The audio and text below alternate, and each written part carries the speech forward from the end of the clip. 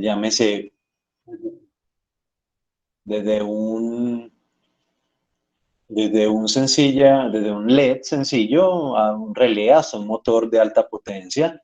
Todo puede ser controlado a partir de corrientes muy pequeñas, lo que implica seguridad pues para el proceso, para el actuador, para el sistema, en fin.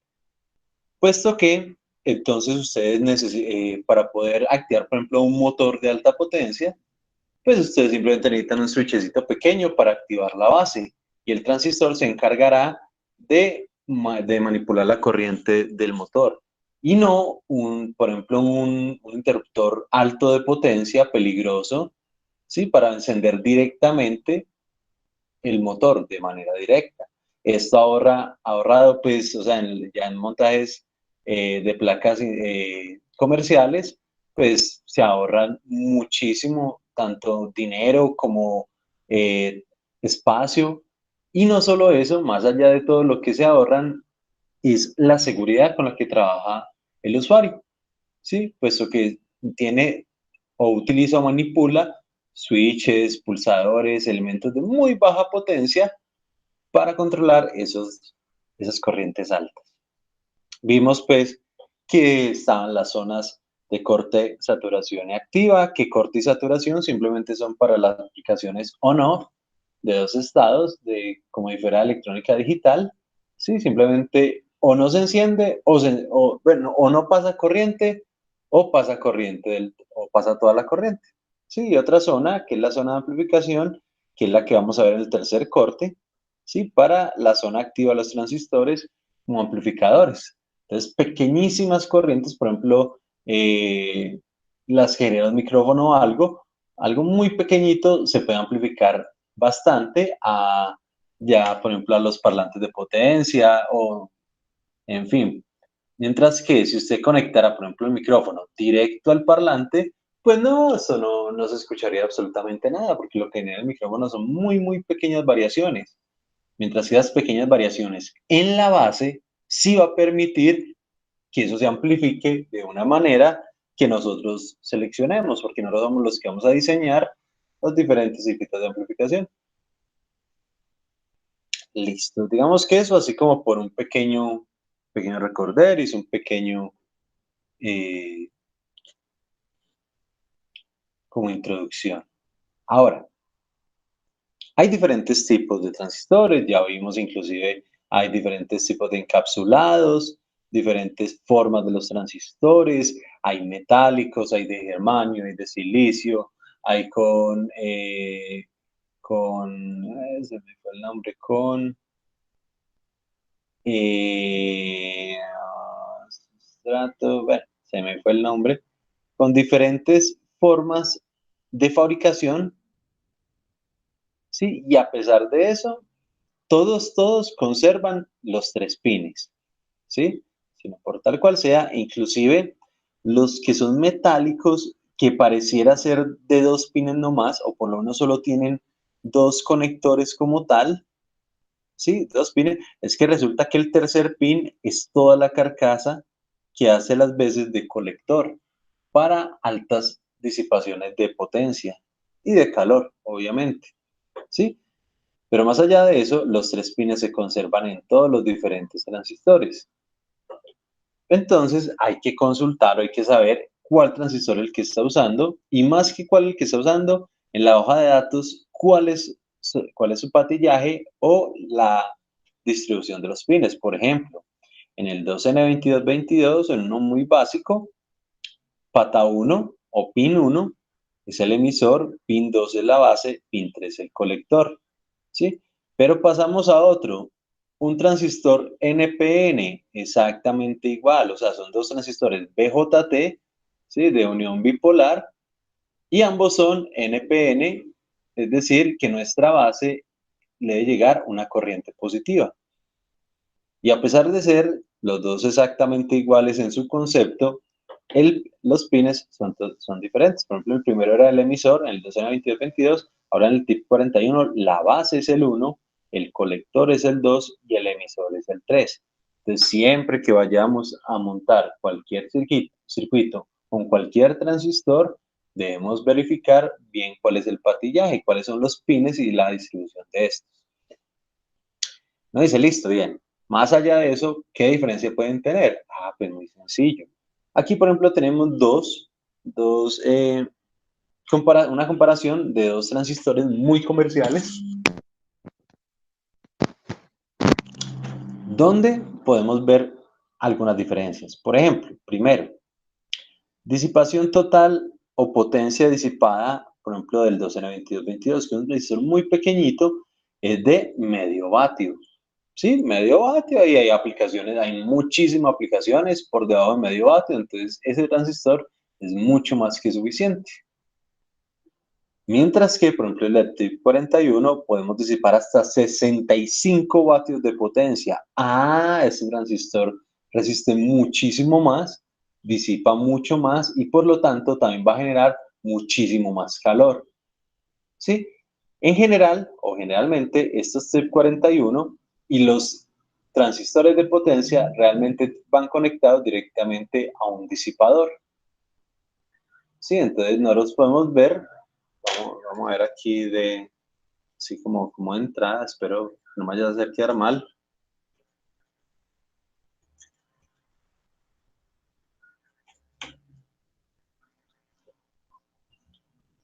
Sí, entonces tenemos acá, por ejemplo, diferentes formas de diferentes tipos de disipador. Finalmente son de carcasa de aluminio, ¿sí? Donde uno conecta directamente el transistorcito. Hay elementos tan básicos como este, y hay unos mucho más robustos que inclusive tienen su propio ventiladorcito y todo. Sí, hay diferentes tipos de disipador, es más, hay muchos tipos de disipador para los diferentes elementos, ¿sí? Y pues ya realmente unos mucho más robustos, vamos a ver con ventilación.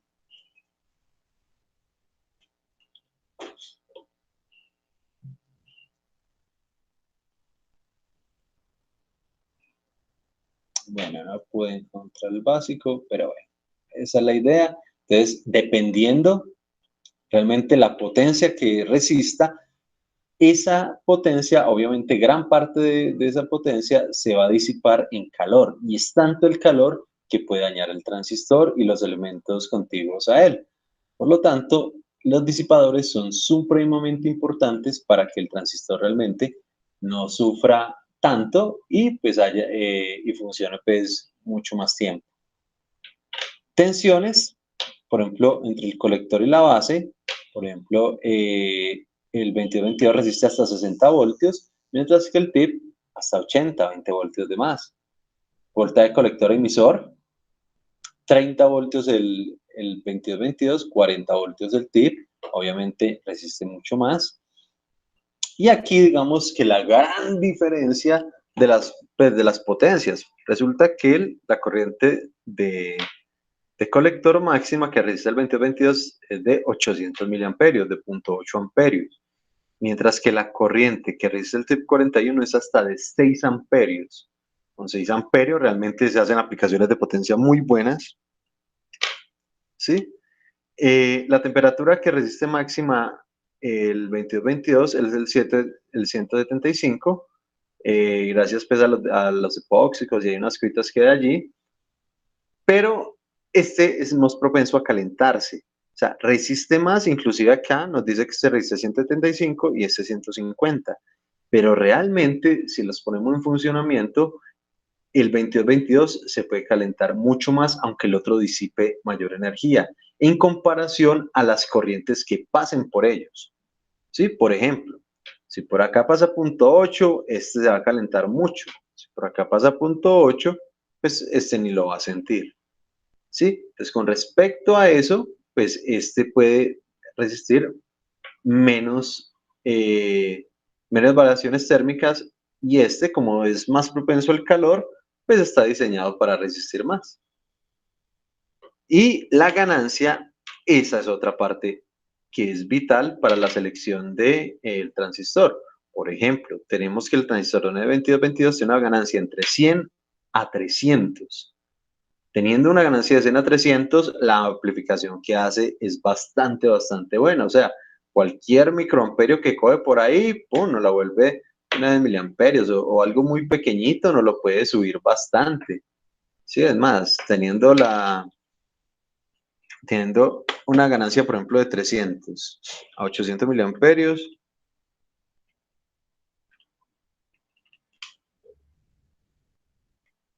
solo vamos a necesitar, para poner a usar el transistor a su máxima potencia, solo vamos a necesitar 2.6 miliamperios en la base para alcanzar la máxima potencia de este transistor, que sería de 800 miliamperios. Sí, con respecto obviamente a la ganancia de 300 veces, o sea, lo que le entre lo amplifica 300 veces. A eso se refiere con la ganancia. Viéndolo desde un punto de vista básico, por ejemplo, yo le meto 1 miliamperio y él me bota 300 miliamperios. ¿Sí? Entonces, una aplicación bastante buena. Sí, obviamente de corriente de baja, pero por el otro lado, por ejemplo, tengo el TIC 41 que resiste mucho más, pero tiene una insignificante ganancia de 20. Es decir, la amplificación es muy mala porque es realmente para otro tipo de aplicaciones de potencia que realmente no requieran mayor cantidad de amplificación.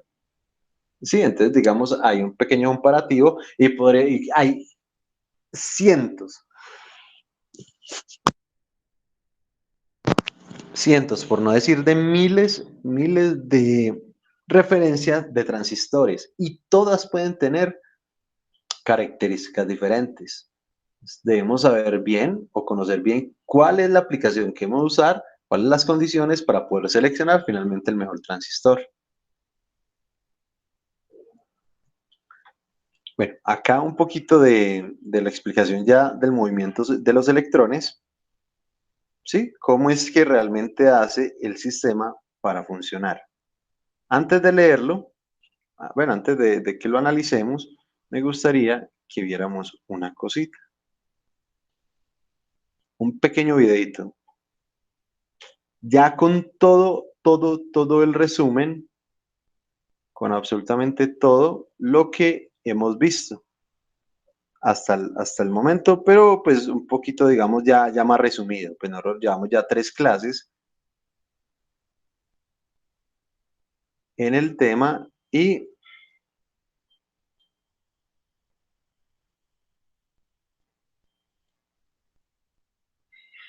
pues vamos a intentar que, no sé, Es uno de los dispositivos más importantes que se han inventado, así que ¿ahí escucharon? ¿Ahí escuchan bien? vamos a aprender cómo funcionan en Pero detalle Sí, en este profe. vídeo. Listo, muchachos. Entonces, eh, aunque vamos a verlo, bueno, pero realmente es un poquito largo, sino que me gustaría que lo veamos completo, que es el resumen completo, por si hay algo que en este momento aún no hay algo, no lo hemos entendido, que lo cojamos del todo. Entonces, muchachos, cualquier cosa, si realmente uno está entendiendo algo, lo podemos pausar, retornar o algo. Si no, disfrútenlo, inténtenlo entender totalmente. Esto es un transistor. Es uno de los dispositivos más importantes que se han inventado, así que vamos a aprender cómo funcionan en detalle en este vídeo. Los transistores tienen muchas formas y tamaños. Hay dos tipos principales, los bipolares y los de efecto de campo. En este vídeo nos centraremos en la versión bipolar. Los transistores son pequeños componentes electrónicos con dos funciones principales. Pueden actuar como interruptor para controlar circuitos y también pueden amplificar señales.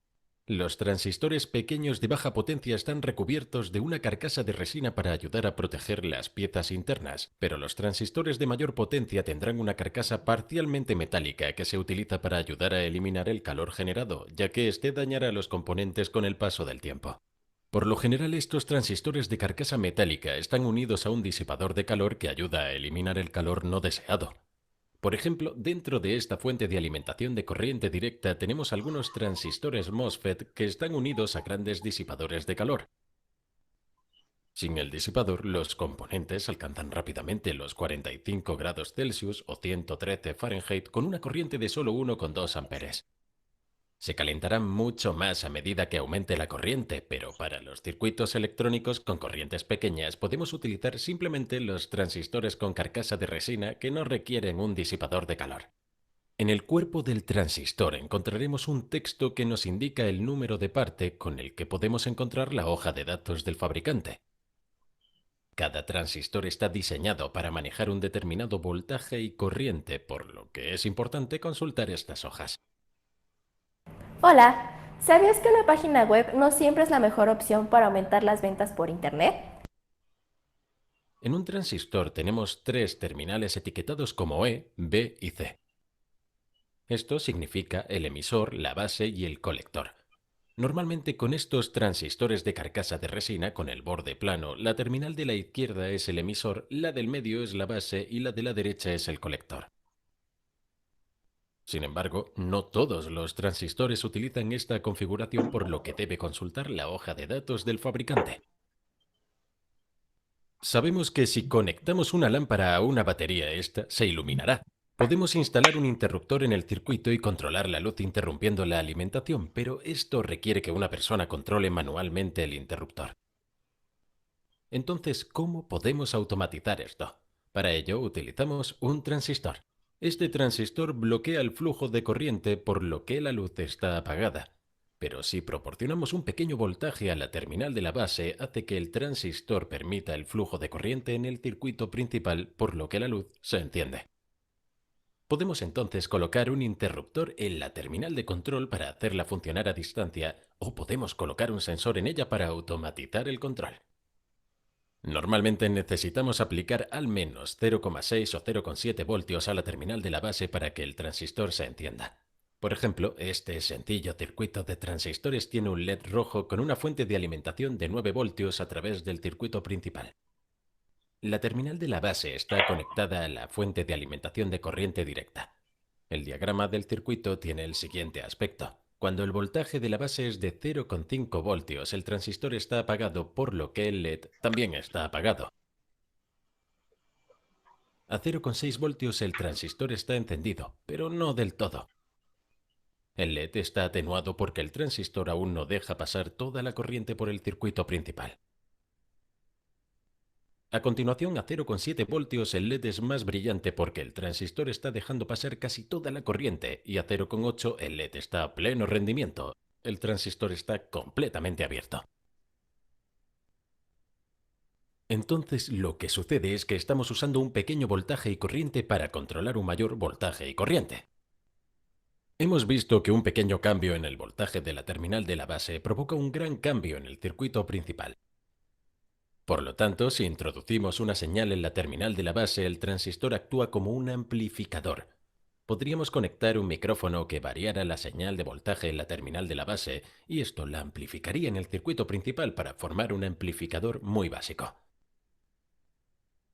Normalmente hay una corriente muy pequeña en la terminal de la base, quizás solo 1 miliamperio o incluso menos. El colector tiene una corriente mucho mayor, por ejemplo, 100 miliamperes. La relación entre estas dos se conoce como ganancia de corriente y utiliza el símbolo beta. Podemos encontrar la relación en la hoja de datos del fabricante. En este ejemplo, la corriente de colector es de 100 miliamperes y la corriente de base es de 1 miliampere. Por lo que la relación es 100 dividido por 1, lo que nos da 100. Podemos reordenar esta fórmula para encontrar también las corrientes.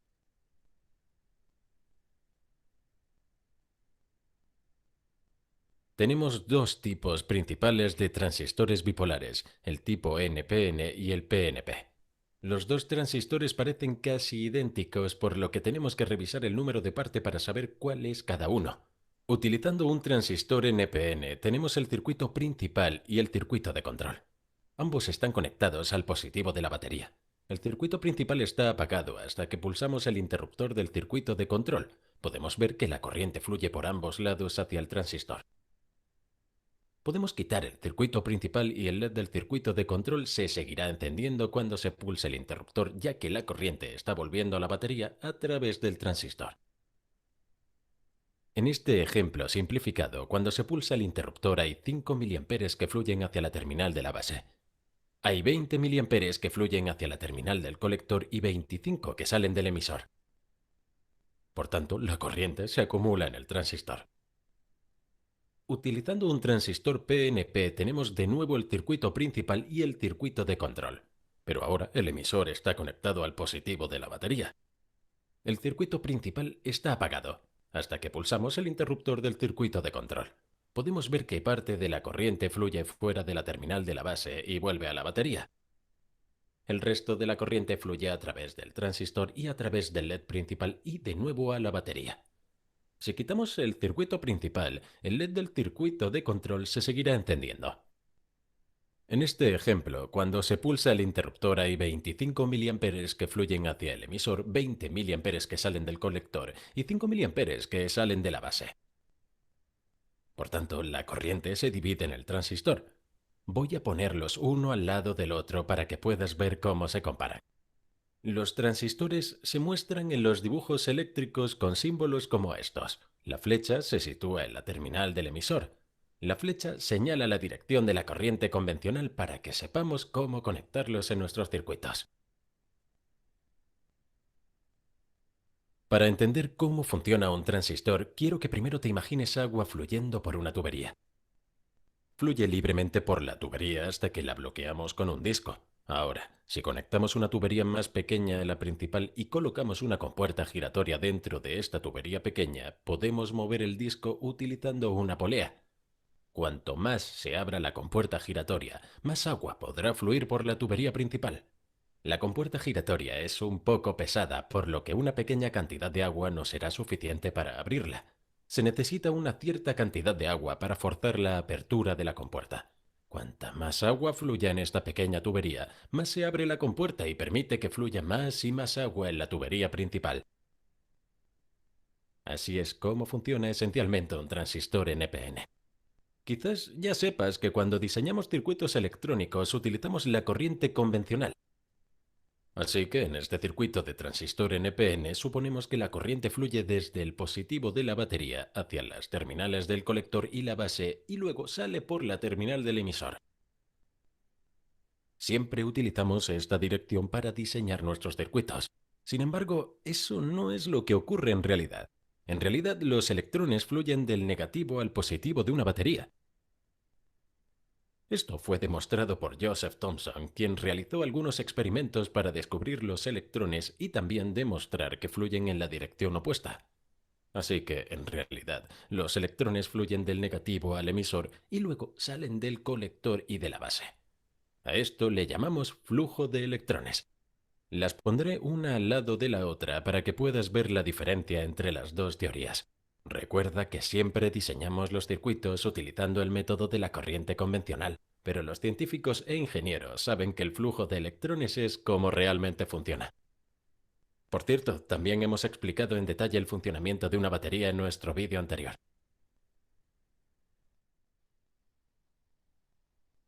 Good grammar and spelling are important, but if you want to write essays that inspire, messages that forge.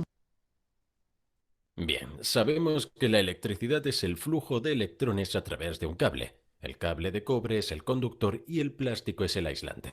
Los electrones pueden fluir fácilmente a través del cobre, pero no pueden fluir a través del aislante de plástico. Si observamos el modelo básico de un átomo para un conductor metálico, tenemos el núcleo en el centro y este está rodeado por una serie de capas orbitales que contienen los electrones. Cada capa contiene un número máximo de electrones y un electrón debe tener una determinada cantidad de energía para ser aceptado en cada capa. Los electrones más alejados del núcleo son los que tienen más energía. La capa más externa se conoce como capa de valencia. Un conductor tiene entre 1 y 3 electrones en su capa de valencia. Los electrones se mantienen en su lugar gracias al núcleo, pero hay otra capa conocida como banda de conducción. Si un electrón puede llegar a ella, puede liberarse del átomo y pasar a otros átomos. En un átomo metálico como el cobre, la capa de valencia y la banda de conducción se sobreponen, por lo que es muy fácil que los electrones se muevan. En el caso de un aislante, la capa más externa está repleta. Hay muy poco o ningún espacio para que un electrón se integre. El núcleo tiene un fuerte control sobre los electrones y la banda de conducción está muy lejos, por lo que los electrones no pueden llegar a ella para escapar. Por lo tanto, la electricidad no puede fluir a través de este material. Sin embargo, hay otro material conocido como semiconductor. El silicio es un ejemplo de semiconductor. En este material hay un electrón de más en la capa de valencia para que sea un conductor, por lo que actúa como un aislante. Pero como la banda de conducción está bastante cerca, si proporcionamos algo de energía externa, algunos electrones ganarán suficiente energía para dar el salto a la banda de conducción y quedar libres. Por lo tanto, este material puede actuar como aislante y como conductor. El silicio puro casi no tiene electrones libres. Así que lo que hacen los ingenieros es recubrir el silicio con una pequeña cantidad de otro material, lo que cambia sus propiedades eléctricas.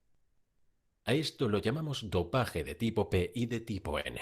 Combinamos estos materiales para formar la unión PN. Podemos juntarlos para formar un transistor NPN o PNP.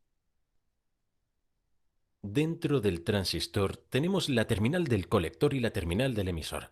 Entre ellos, en un transistor NPN tenemos dos capas de material de tipo N y una capa de tipo P. El conductor de la base está conectado a la capa de tipo P. En un transistor PNP esto está configurado justo al revés. Todo está recubierto de una resina para proteger los materiales internos. Imaginemos que el silicio aún no ha sido dopado, por lo que solo hay silicio puro en su interior. Cada átomo de silicio está rodeado por otros 4 átomos de silicio.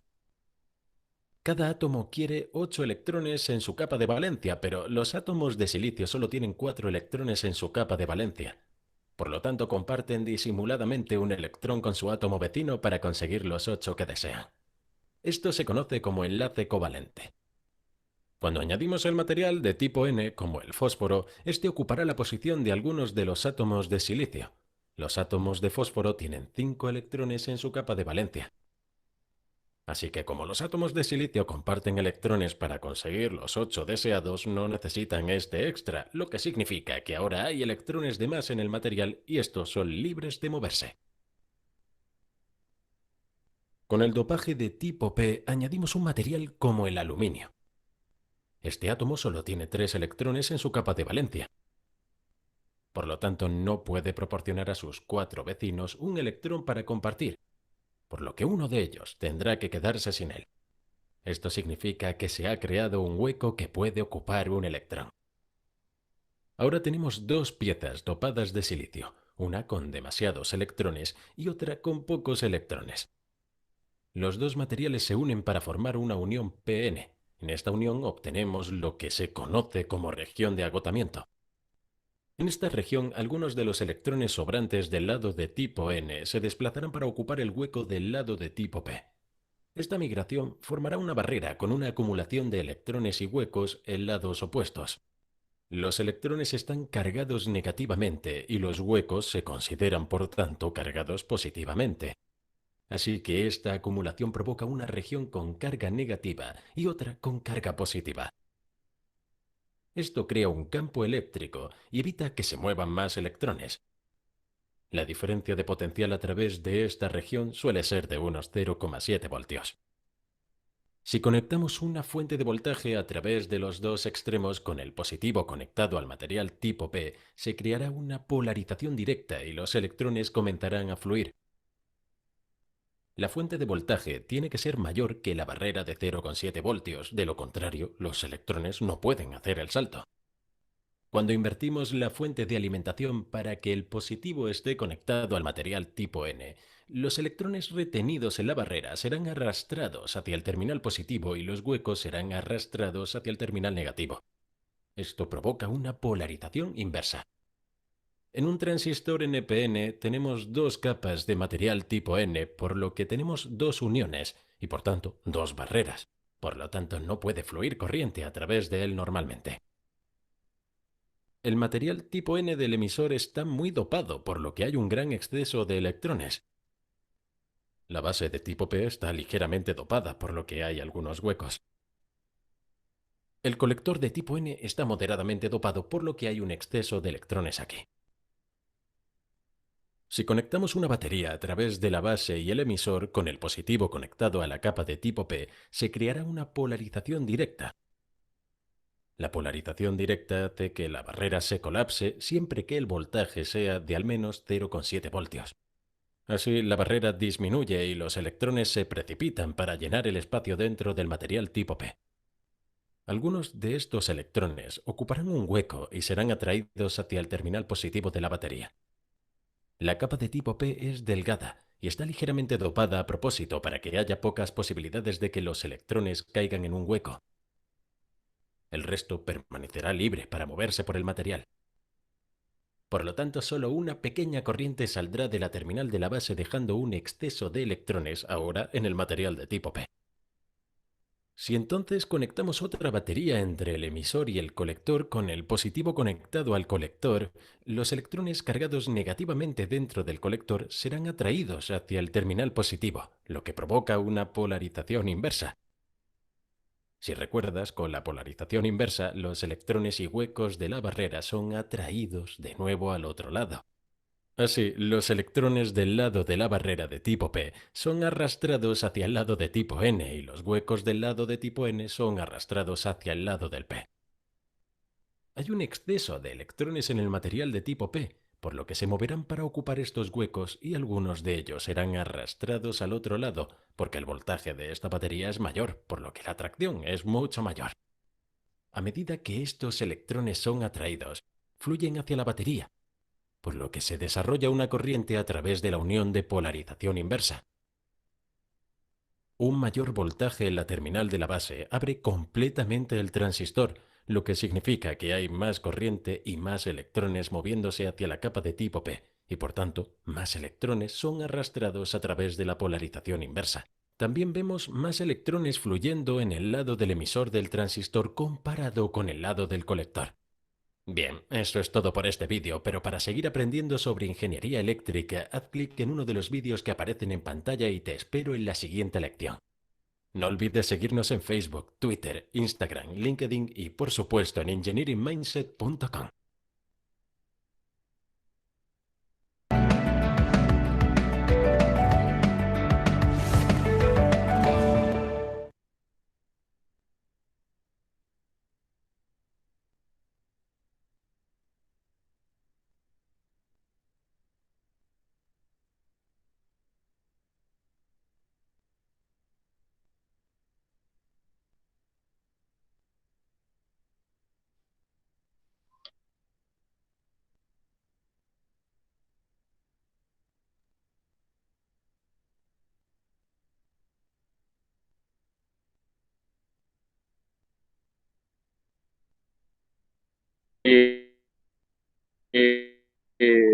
No lo habíamos mostrado, hayan cogido un poco más la idea de qué es, cómo funciona, para qué sirve y un poco de sus configuraciones. ¿Sí? ¿Cómo lo vieron? ¿Surgieron más dudas o antes se resolvieron? No me podría ver el link del video.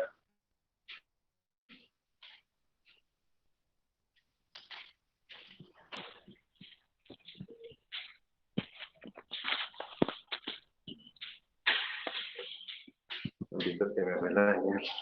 Venga, todo.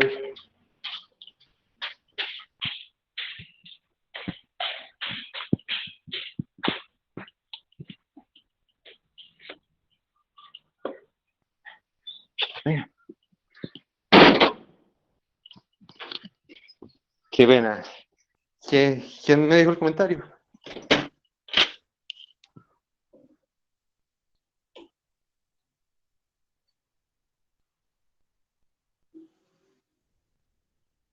Muchachos, siempre que me dijo No, el profe, video, preguntas no hay. Esteban, ¿me decía qué? No, profe, ¿qué preguntas no hay, profe? Ah, listo. Bueno, espero que realmente esté así de claro para que empecemos un poquito con la parte numérica. ¿Sí? Que los conceptos de transistor, lo que es capaz de hacer y la forma como amplifica o conmuta, sí, esté clara. Entonces, bueno, digamos que esto ya es prácticamente como para el registro, aunque pues está mucho mejor explicado en el video, pero nos decían en el video. Algo muy similar, pero con otras palabras. Que el emisor emite portadores de carga hacia la base. Estamos hablando propiamente de electrones. Por eso parece que fuera desde emisor hacia colector la corriente. No, va el flujo de electrones de emisor a colector. Sin embargo, nosotros pues trabajamos en circuitos, en electrónica, en diseño, en absolutamente todo lo electrónico con el sentido convencional. Entonces diríamos que la corriente fluye de colector a emisor. Sin embargo, sabemos que los electrones van en sentido contrario, en el sentido real, pero no lo siempre usamos el sentido convencional. ¿Sí? Donde se gobiernan los portadores hacia el colector. Y obviamente el colector recoge los portadores que no pueden acaparar la base, y esos son la mayoría, por eso la base es pequeñita, para que casi todos los electrones realmente fluyan, es por la parte de potencia, entre colector y emisor. ¿Sí? Entonces por la base pues, se devuelven unos poquitos, bueno, unos poquitos de electrones, pero son tan poquitos que realmente es indiferente, es insignificante con respecto a a la cantidad de electrones que realmente están fluyendo hacia el colector, ¿sí? En el videito pues veíamos cómo a partir de los conceptos de diodos era exactamente igual. Acá tenemos otro esquemita de lo mismo, ¿sí? Tanto los electrones de la base como los electrones de la malla del colector entran por el emisor. Ellos emiten muchísimos de esos electrones que les llegan. Hay unos que se devuelven por la base, pero la mayoría siguen por el colector. Bien, ya habíamos visto algo de lo que son las tensiones y los voltajes allí, inclusive pues más diciente que la simulación que hicimos en Proteus, pues era un poquito como verlo de manera variable, pero ahí también habían implícito pues el voltaje base colector, colector emisor, colector base, en fin, y las corrientes de colector, corriente de base y corriente de emisor. Nos dice, el emisor y el colector están fuertemente dopados. El emisor un poco más, obviamente para poder enviar mayor cantidad de electrones. Mientras que la base está débilmente dopada y es muy estrecha, es muy pequeñita, muy pequeñita con respecto a los otros dos. Entonces, se consideran tres corrientes principales. Obviamente, la corriente de emisor, la corriente de base, que es la que controla, y la corriente de colector, que realmente es la más grande de todo el circuito. Obviamente, si no lo hacemos análisis de mallas o de nodos, realmente de nodos vamos a encontrar que la sumatoria entre las corrientes de emisor, base y colector deben ser igual a 0, obviamente, dependiendo los signos que acompañan el análisis. Y hay tres diferencias de potencial, tres voltajes. Voltaje base emisor, colector base. Y el voltaje colector emisor. Obviamente por ley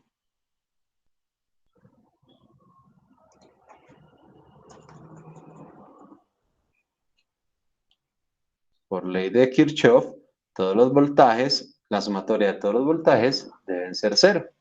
Entonces los voltajes de los tres puntos o de las tres partes del transistor, pues al sumarlo deben ser 0. Con esto, entonces, ¿qué tenemos? Tenemos 6 variables, ¿sí? Y para ellas se pueden obtener dos ecuaciones generales que son pues esta, la sumatoria de la corriente igual a 0 y la sumatoria de voltaje igual a 0. ¿Sí? El estado del transistor quedará definido dado dos intensidades y dos tensiones cualquiera que sean.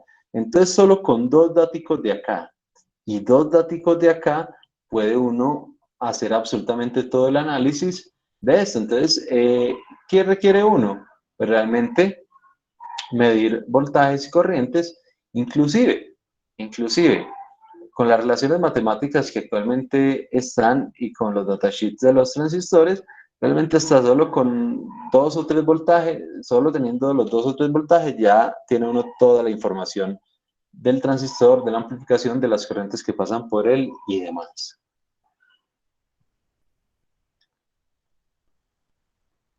Antes de empezar a hacer esa parte matemática y numérica, al igual que el diodo, el transistor también tiene una curva característica. Esa curva característica nos va a indicar cómo es el comportamiento del transistor entre el voltaje de colector y emisor y la corriente de colector. Digamos que son los dos elementos que nos permiten descifrar o decir cómo se comporta el transistor, que también amplifica con respecto a ese voltaje. Entonces nos dice, se cumple que siempre la corriente de colector va a ser igual a la corriente de base por una ganancia. Sí, eso es lo que más debemos tener en la mente. ¿Sí? Digamos que los conceptos que deben quedar perfectamente entendidos es eso. Bueno, de los conceptos no, de las pequeñas ecuaciones es que yo aplico esa corriente de base y dependiendo la ganancia del transistor voy a obtener la corriente de colector. Sí, entonces entre más grande la ganancia, obviamente más podría amplificar. Pero hay un problema por lo menos con los BJT, y es que esa beta es sensible a la temperatura y además puede no coincidir en dos transistores del mismo tipo.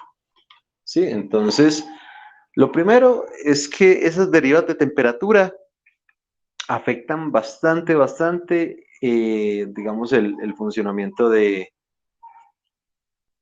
transistor o la cantidad de ganancia que puede amplificar. Entonces, debemos tener una muy buena refrigeración. Sí, por lo menos una disipación. Si no hay refrigeración, por lo menos disipación, para intentar medio regular la temperatura. Y lo segundo es que pues ya vimos que, por ejemplo, los transistores BJT, NPN, digamos, con los mismos esquema y todo, pueden tener dos betas totalmente diferentes. Vimos, por ejemplo, ahorita el TIP 41, que tenía un beta de 20, mientras que el 2222 tenía uno entre 100 y 300. Entonces pueden ser del mismo tipo y no tener ni siquiera el beta parecido. Ahora, hay otro parámetro que es esta línea que hay acá. Esta línea se llama la recta de carga. Nosotros la vamos a aprender a calcular y a visualizar, pero realmente es muy sencillo. Es la pendiente o la recta que cruza desde BCC sobre RC, el valor acá en la corriente en el eje y cruza con el voltaje de BCC aquí en el eje del voltaje. Esa recta y las intersecciones que puedan dar esa recta nos van a decir la zona de funcionamiento realmente del transistor. Cuando lleguemos a ese punto, vamos a entender obviamente mucho más lo que les estoy diciendo. Y entonces, dependiendo de dónde necesite el transistor, pues simplemente ubica el parámetro de la recta de carga. Y el punto de funcionamiento que se llama el punto Q. Sí, el punto Q, que es un punto específico de intersección. Y cuando lo veamos, es el hecho o el motivo por qué los transistores en todos los simuladores se llaman Q1, Q2, Q3, porque realmente están muy definidos por ese famoso punto Q. Y nos dice, la recta de carga estática refleja todos los posibles puntos de funcionamiento que pueden darse cumpliendo la ecuación de malla de colector. Es decir, que puede cumplir con estas dos igualdades. Y entonces esa carga, como podemos ver acá, pasa por casi todos los valores de las diferentes curvas que pueden dar con respecto al voltaje colector emisor. Otra característica es que el punto de trabajo o reposo situado sobre la recta de carga, este es el punto Q, ahí no sé por qué no lo puse.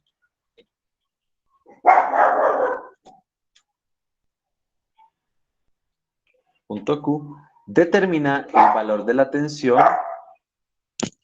colector emisor y la corriente del colector. Y obviamente la relación entre ellas.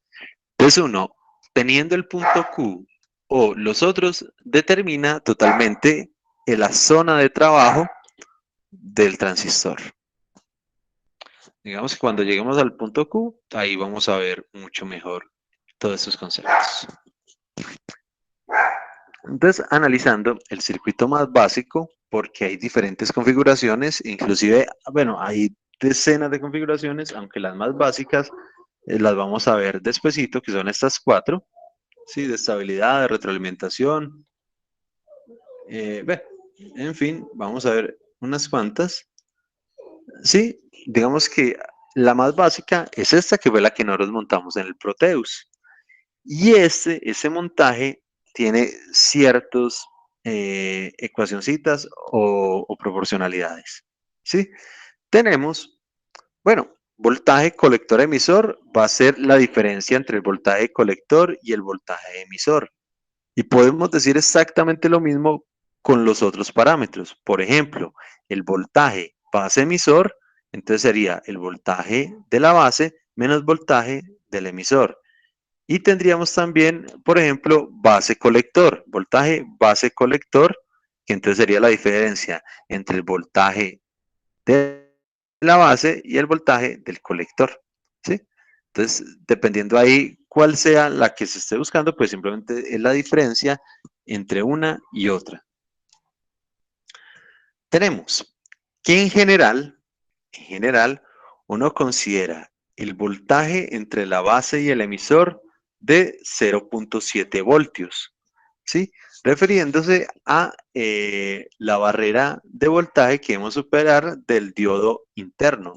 Sin embargo, por la forma como se construye y por el aporte de los electrones en la retroalimentación o la de vuelta desde el colector, sí, ese voltaje es mucho más pequeño o la barrera es mucho más fácil de superar debido a que no solo aporta la fuente o los valores que le están llegando a la base, sino también los que se están devolviendo desde la malla del colector.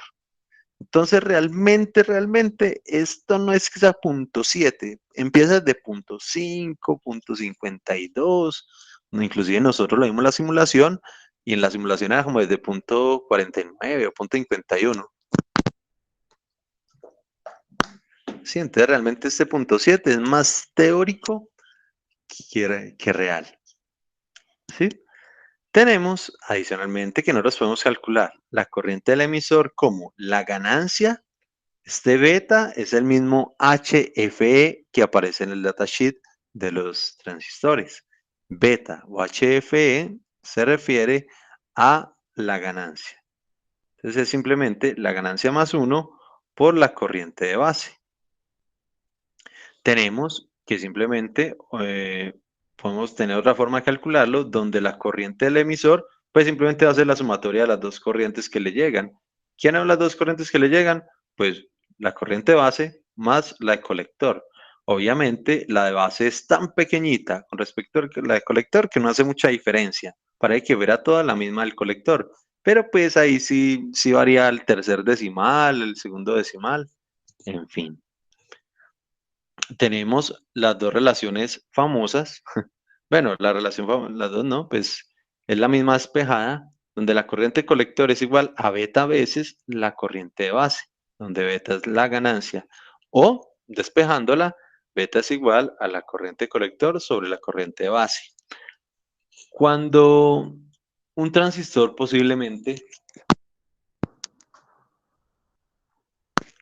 digamos, no traigan su hoja de especificaciones, que pues no es posible, pero digamos que no traiga la ganancia o no haya forma de nosotros consultar la ganancia de un transistor o algo, la podemos poner con un valor genérico de 100. Muchos de los transistores, la mayoría, 90%, tienen por lo menos ese 100 dentro de su rango de amplificación. Sí, entonces podríamos realmente generalizar cuando no lo tengamos, podemos calcularlo con uno de 100, a no ser que usted realmente en la hoja tenga la hoja de datos y todo, entonces ahora ahí sí usan la hoja de datos. Y tenemos que también el voltaje del emisor, solo el del emisor, ¿sí? Lo podemos calcular como una décima parte del voltaje de corriente de colector. De voltaje, perdón, es que de voltaje de colector, ¿sí? El voltaje colector, obviamente, o este VCC es simplemente la alimentación que le estamos enviando al colector, es decir, nuestra batería, o la fuente que se debe conmutar, en fin, lo que usted realmente el voltaje que quiere que estemos amplificando o conmutando. Sí, el de control es el de la base, pero VCC es simplemente el que le voy a poder dar al colector. Esto hablando de partes puntuales, ¿sí? Pero nosotros podemos analizar adicionalmente las mallitas de entrada y de salida, pues de estos dos circuitos. Tenemos acá una mallita y tenemos acá otra mallita, ¿sí? Como físicamente no comparten ninguna resistencia, entonces podemos analizarlas independientemente, ¿sí? Tenemos, por ejemplo, que el voltaje de la base, ¿sí? ¿Quién va a ser? Pues haciendo esta mallita, va a ser voltaje de la base, va a ser igual, ese es el único positivo, a el voltaje en la resistencia, que el voltaje de la resistencia, ¿quién va a ser? Pues la corriente que está pasando por ahí, por esa resistencia, ¿sí? Ley de Ohm. Y si seguimos, más el voltaje que cae en el transistor, que uno lo puede analizar como 0.7 volts, teóricamente, ¿sí? En la vida real está de 0.5 para arriba. Entonces, haciendo eso, podemos despejar cuánto es que vale esa corriente de base.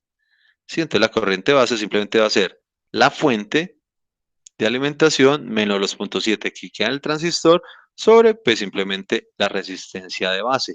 Entonces, si uno quiere más o menos corriente aquí en el transistor, tiene dos opciones. O variar el voltaje de la base o variar el valor de la resistencia. Sí, como son inversamente proporcional, si quiere más corriente, disminuye la resistencia, si quiere menos corriente, aumenta la resistencia. Y por el lado de la malla de salida, sí, tenemos que el voltaje de la fuente, sí, que es el único que está, digamos, alimentando, va a ser igual a la corriente que pasa por RC, que va a ser la misma pues, corriente colector, por la resistencia, más el voltaje que queda acá, que sería el voltaje entre colector y emisor, ¿sí? Entonces ahí simplemente podemos despejar la de colector o despejar también la corriente. Es indiferente, dependiendo usted lo que necesite, despeja su variable. Y acá tenemos,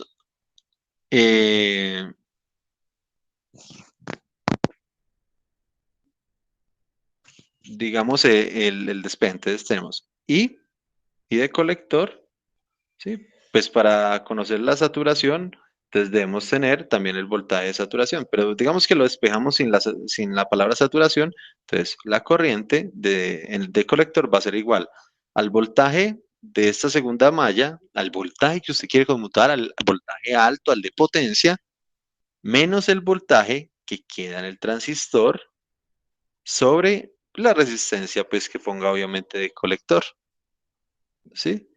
Y pues esta es el voltaje de base, pero ya de saturación, que es el voltaje de base menos el voltaje base de emisor de saturación sobre RB. Prácticamente es esta misma de acá arriba. ¿Sí? Excepto que aquí nos dice simplemente con 0.7, posiblemente el voltaje de saturación puede ser un poquito más arriba. Puede ser, por ejemplo, 0.8, según lo que nosotros vimos con el ejercicio de la vez pasada. Con 0.5 ya está dejando conducir y seguimos aumentando, aumentando en toda esa zona activa y ya en 0.78, 0.82 ya estamos saturando el sistema. Es decir, ya a pesar de que le aumentáramos, le aumentáramos y le aumentáramos a 1, 2, 3 voltios, la corriente realmente ya no iba a aumentar. ¿Sí? Y tenemos acá un poquito de ese comportamiento. Tenemos corriente de la base versus voltaje base emisor. Y mientras nosotros no superáramos la barrera, realmente no iba a haber corriente de base. Cuando ya estamos aproximándonos al punto 7, ahí sí empezaba a generar algo de corriente, y ya cuando superábamos el punto 7, pues ahí ya iba a dejar conducir toda la cantidad de corriente que se requiriera, ¿sí? Pues que permitiera la resistencia de base, obviamente. Nos dice, en este caso, el comportamiento es similar al de un diodo. La fuente ideal, es decir, la fuente de la base, inyecta una corriente en la base en conexión directa. Variando esa corriente de base y midiendo la variación en el voltaje base emisor, se obtiene la gráfica mostrada.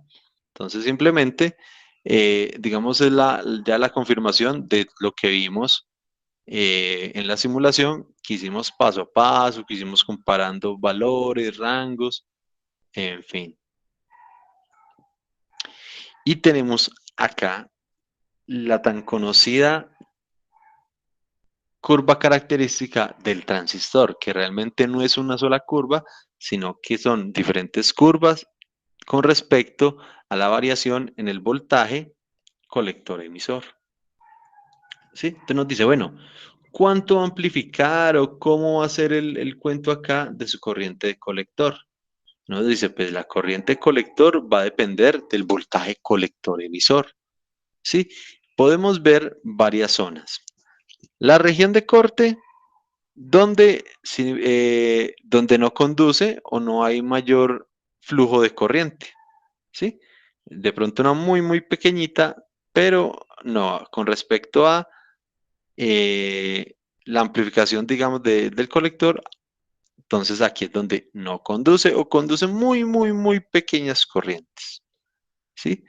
Tenemos la región de saturación, donde ya hemos alcanzado la máxima corriente de colector, y las diferentes curvas que se pueden generar con respecto a la variación de la corriente en la base.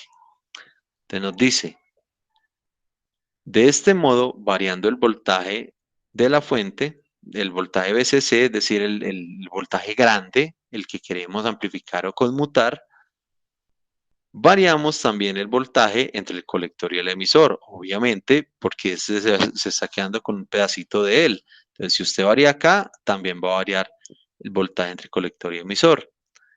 Y nos dice, y por consiguiente, la corriente en el colector.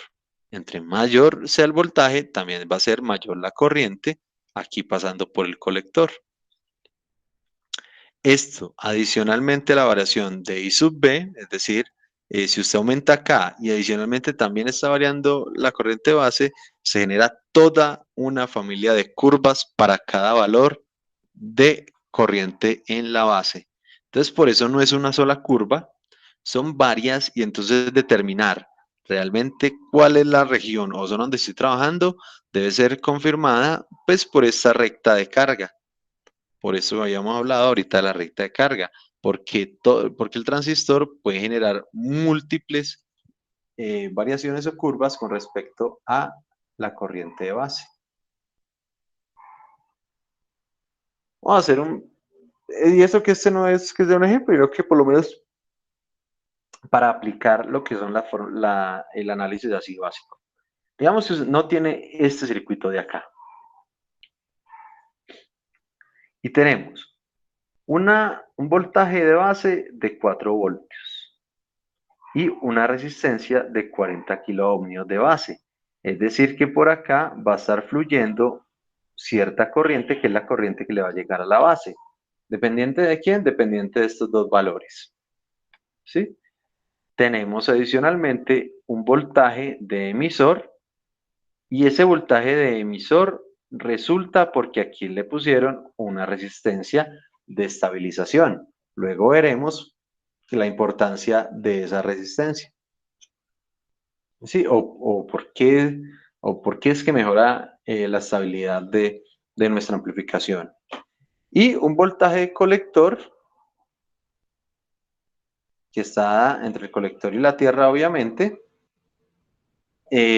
para el ejercicio. Entonces nos dice, vean, Asumamos que los voltímetros dan las siguientes lecturas. Entonces nos dice, voltaje que le llega, que está aquí en la base propiamente del transistor, va a ser de 2 voltios. Es decir, que donde quedaron los otros 2 voltios, quedaron repartidos entre la resistencia y el transistor. Pero el ejercicio está planteado para que sepamos que aquí hay 2 voltios en la base. Que en el emisor hay un voltaje de 1.3 voltios. Es decir, aquí en esta se está quedando 1.3 voltios. Y que en el voltaje de colector, acá el grandote, se están quedando 8 voltios. Ahora, pues teniendo ya podemos definir los diferentes voltajes que realmente nos interesan. No los voltajes individuales, sino las diferencias de voltaje o la diferencia de potencial entre los terminales del transistor. Por ejemplo, entre la base y el emisor, es decir, el voltaje base-emisor, entonces va a ser el de la base, que es 2 voltios, menos el voltaje del emisor, que es 1.3. La resta matemática, pues 2 menos 1.3 nos va a dar los 0.7 de la barrera propiamente del transistor. Ahora, ya tenemos diferentes valorcitos acá del ejercicio, ¿sí? Pues entonces podemos determinar casi todo. Entonces, nos dice que la corriente de base, ¿cuánto es la corriente de base? La corriente de base nos dice, vea, la corriente de base es el voltaje de la fuente en la base menos 0.7 sobre la resistencia de base. Bueno, entonces nos venimos para acá y entonces nos dice, corriente en la base va a ser igual a voltaje de la fuente menos 0.7, pero es que resulta que en este ejercicio puntual no era 0.7, resulta que por la configuración con la triple resistencia, ya el voltaje ya no es 0.7, el voltaje ya es de 2 voltios. Listo, entonces de forma genérica, nosotros podemos decir acá voltaje de base menos voltaje base de emisor. ¿Sí? Para conocer cuál es ese valor. Entonces, simplemente, corriente en la base, pues voltaje de la fuente menos voltaje acá en el transistor, propiamente en la base o base emisor, pues estamos viendo este pedazo del transistor o este pedazo de malla, dividido los 40 kiloohmios o la resistencia de base. Haciendo ahí la operación nos da que la corriente que está entrando por el transistor o por la base del transistor es de 50 microamperios, una muy pequeñita, ¿sí? 50 microamperios, eso es casi que ruido. Las señales, por ejemplo, humanas, las eléctricas humanas, cuando uno se conecta, por ejemplo, unos electrodos y todo, pues las señales son muy chiquitas, ¿sí? Esas corrientes, al ser tan pequeñas, si usamos por ejemplo, circuitería básica, resistencias, como para generar corrientes, no, eso es mínimo, las variaciones son mínimas. Mientras que si usted utiliza circuitos de amplificación basados en transistores, esas pequeñísimas corrientes sí las vamos a poder realmente amplificar. Ahora, necesitamos conocer la corriente de colector. Hay 2 formas de hacerlo. Uno, la corriente de colector puede ser calculada si tenemos la ganancia del transistor. Pero resulta que en este caso no tenemos la ganancia del transistor. Muy sencillo, entonces usamos la otra ecuacioncita, que es VCC menos el voltaje colector emisor sobre RC, o voltaje emisor, como también lo podríamos llamar así, voltaje colector, perdón. Entonces nos da que corriente en el colector, es decir, la corriente que está generando acá esta fuente, va a ser igual al voltaje de la fuente, obviamente, menos el voltaje del colector dividido la resistencia que tenemos allí conectada de control, o de regulación más bien. Entonces nos da que en este circuitico, pues 12 menos, sería 12 de la fuente menos los 8 voltios que nos está midiendo acá el colector, dividido la resistencia del colector, que es de 1000 ohmios, eso nos va a dar 4 miliamperios. Entonces estamos amplificando de 50 microamperios a 4 miliamperios. Ya con la relación entre la corriente colector y la de base, podemos obtener cuánto estamos amplificando. Entonces, 4 miliamperios sobre 50 microamperios nos da una ganancia de 80. Es decir, este circuitico, como está ahí y con los valores medidos, lo que nos están dando acá, está amplificando 80 veces lo que le llega a la base.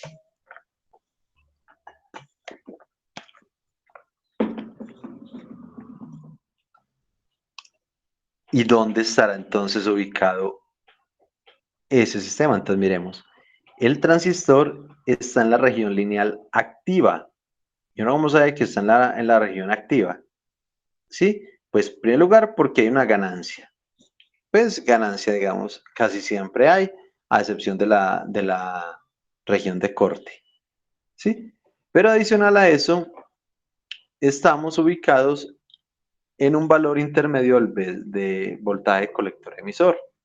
Puesto que nosotros ya tenemos estos dos valores, valor de voltaje en el colector y valor de voltaje en el emisor. Si lo restamos, el voltaje del colector menos el voltaje del emisor va a ser 8 menos 1.3, 6.7.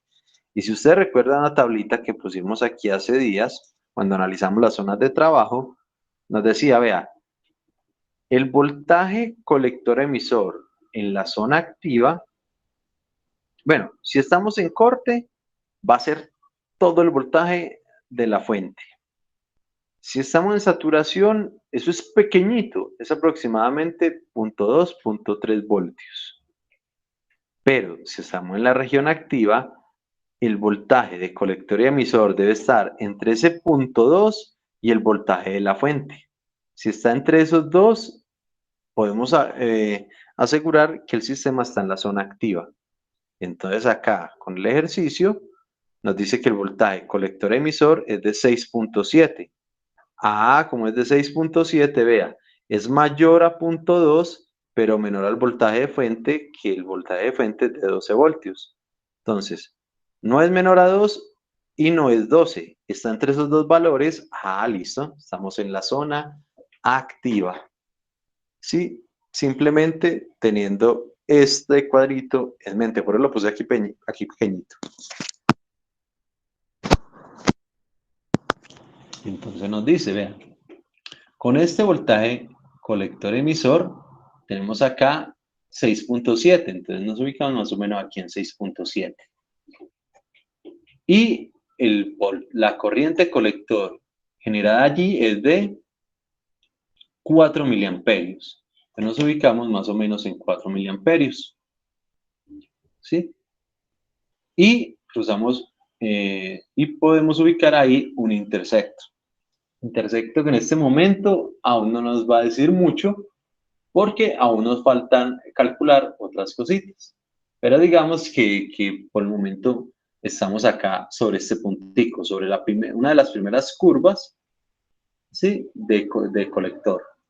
Ahora, si vemos, obviamente la relación entre el voltaje base y la corriente de base, pues vamos a ver que a partir de 0.7 teórico, 0.52, 0.54 real, pues va a dejar conducir casi toda la corriente en la base.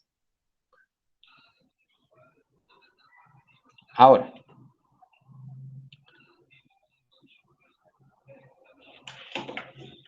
ejemplo parecido, pero simplemente nos van a dar otros datos.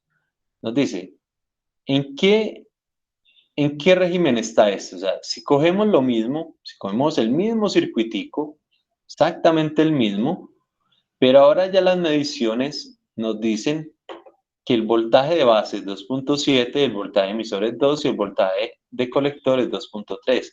Y vea, sin necesidad de hacer mayores cálculos, ¿sí? Sin necesidad de hacer mayores cálculos, simplemente hallando el voltaje base emisor, base colector y colector emisor, sí, nos podemos dar cuenta de esto. Realmente, para saber en qué zona está, lo único que tenemos que saber es cuál es el voltaje colector-emisor. Entonces, para verificar el colector-emisor, entonces nos decimos, voltaje en el colector es de 2.3, voltaje en el emisor es de 2, 2 menos 2.3, eso es igual a 0.3. 0.3 es un valor muy pequeñito. Estamos acá en aproximadamente la zona de saturación, ¿sí? La zona de saturación. ¿Y qué pasa? También necesitamos ver si para saber si estamos bien en la zona de saturación, ¿sí? También debemos verificar el voltaje base emisor, que realmente está en 0.7 y allí lo tenemos en 0.7. Sabemos que en la realidad es 0.5. Sí, entonces acá, sin necesidad de hacer mayores análisis, solo conociendo el valor de colector emisor, sabemos que estamos en esta zona. Realmente estamos iniciando la zona activa. Sí, apenas la estamos iniciando. Entonces estamos realmente entre un pase de saturación a una zona muy alta de la parte activa. Esto solo como para entender pues un poquito de los voltajes. Pero vamos a hacer, ahora sí, un ejemplito realmente numérico, ¿no? Ya donde podamos entender todas esas formulitas y todo eso. Entonces nos dice, en el circuito de la figura, de esta figura que está después, el transistor tiene una beta, por ejemplo, de 60, es decir, una ganancia de 60. Si yo le meto un miliamperio, él me sacará 60 miliamperios. Entonces nos dice, expresar los valores posibles del voltaje de base para que el transistor se encuentre. Entonces vamos a hacer varios pedidos de ejercicio para hacer que el sistema se encuentre primero en la zona de corte. O vamos a hallar el voltaje de la base para saber cuál es el voltaje donde está en corte. ¿Cuál es el voltaje de la zona activa? ¿Y cuál es el voltaje del voltaje base para que el sistema o el transistor esté en saturación? Entonces lo que vamos a hallar son los diferentes voltajes de la base para que el transistor esté en cualquiera de estos tres. Luego nos dice, listo, ahora deje el voltaje base fijo y mantenga fijo también la resistencia de colector. Y entonces encuentre los valores o el rango de valores para la resistencia de base para que el transistor se encuentre en la zona activa. Ah, listo, entonces no necesariamente siempre tengo que variar el voltaje de base. Podría variar la resistencia, por ejemplo, de base para también hacer la amplificación. Inclusive nos presenta un último ejercicio donde dejamos fijo el voltaje de base, dejamos fijo la resistencia de base y entonces ahora ¿quién va a variar? La resistencia de colector para que el sistema o el transistor se encuentre en la zona de saturación. ¿Sí? Entonces tenemos realmente variables 4 parámetros. En este ejercicio vamos a variar 3, vamos a variar voltaje de base, resistencia de base y resistencia de colector. Y entonces uno puede variar cualquiera de esos 3 parámetros para que el sistema se encuentre en corte, en zona activa o en saturación. Con cualquiera de esos 3, digamos, puede uno hallar los demás o hallar los sistemas, ¿cómo se dice? Pues para ponerlos en uno o en otro sistema.